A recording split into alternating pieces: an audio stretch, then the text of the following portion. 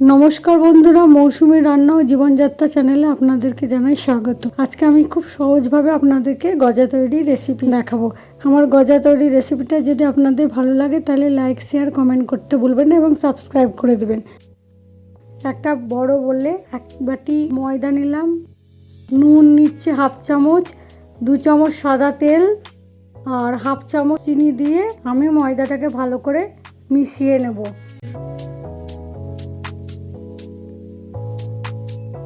দিয়ে তারপরে অল্প অল্প জল দিয়ে আমি ময়দাটাকে ভালো করে মাখিয়ে নেব। একটা শক্ত ডো তৈরি করে নেব। ময়দাটা দেখুন আমার মাখা হয়ে গেছে। এবার আমি 30 মিনিট মতো চাপা দিয়ে রেখে দেব। 30 মিনিট রেস্ট হয়ে গেছে। এবার আমি একটা চাকতা বেলনা নিয়ে বেলবো। খুব পাতলাও বেলবো না, খুব মোটাও বেলবো না।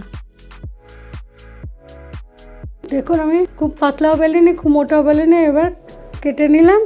এবার ছোট ছোট 3টে লেচি রেখে ওই যে ওটা পটল গজা, এটা বাউলু থুলু গজাও বলতে পারেন।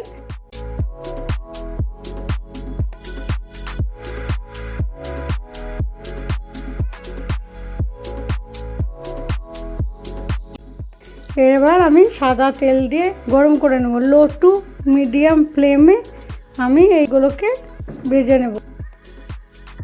বাদামি লাল হওয়া পর্যন্ত আমি সেটাকে ভাজবো। এবার আমি ওটাকে তুলে নিচ্ছি। এবার বাকি গজাগুলো আমি আবার একে একে আমি তেলের মধ্যে দিয়ে দিচ্ছি।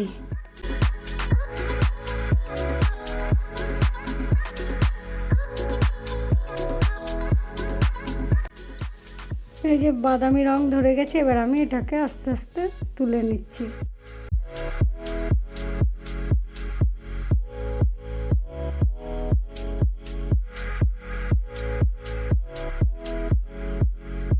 এবার আমি কড়াই বসিয়ে গ্যাসের মধ্যে আমি 3 থেকে 4 চামচ চিনি দিয়ে দিলাম। দিয়ে অল্প পরিমাণ জল দেবো, 1/2 কাপেরও কম জল দিতে হবে। দিয়ে এবার আমি ভালো করে এটাকে নাড়াচাড়া করব।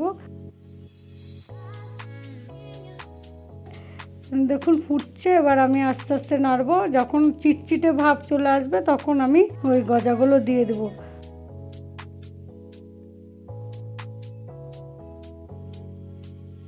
এবার আমি দেখবো হাতে করে চিটচিটে ভাবটা এসেছে কিনা। মনে হয় এসে গেছে। এই যে দেখুন। এবার আমি সব গজাগুলো আস্তে আস্তে দিয়ে দেবো। ফ্লেমটা কিন্তু লো ফ্লেমেই থাকবে।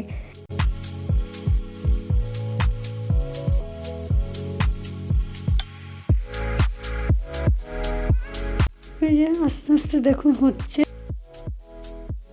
যখন চিনিগুলো শুকিয়ে যাবে তখন আমি গ্যাসটা বন্ধ করে দেবো। হয়ে যাবে, রেডি হয়েও গেছে। অলমোস্ট আমার রেডি হয়ে গেছে।